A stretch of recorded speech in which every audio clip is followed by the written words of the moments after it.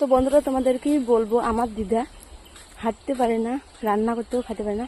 আমরা যতক্ষণে রান্না করে দিব ততক্ষণে খাবে। খুব অসুস্থ, হাঁটতে পারে না, মানে পুরা যেয়া আর কি বসে বসে হাঁটে। খুব দুঃখ বেশিটির। দেখো আমি এখন নিয়ে যাচ্ছি দিদিয়াকে, এর পাশে রান্না করছি ডিমার ঝোল, মা রান্না করছে লাউ করলা। দেখো খুব বেশিটির খুব দুঃখ। দেখাই তোমাদেরকে।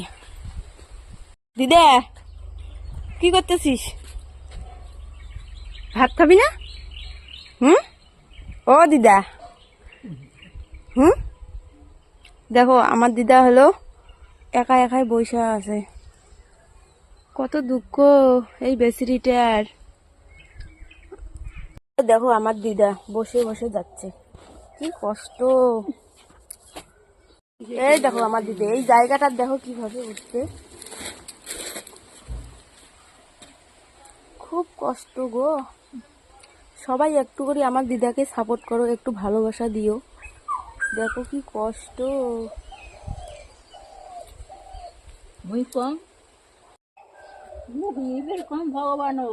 এত কষ্ট থাকে তুই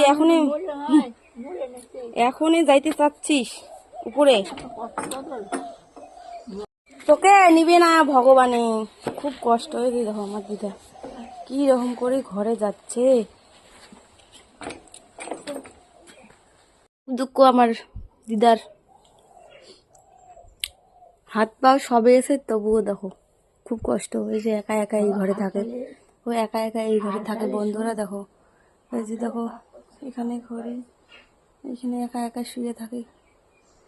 আমার দিদার খুব দুঃখ। বন্ধুরা প্লিজ সবাই একটু করেই আমার দিদাকে ভালোবাসা দিও।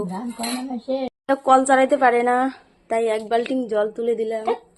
এই যে দেখো আমার দিদা এখন খাবে। খুব কষ্ট গো, কি বলবো।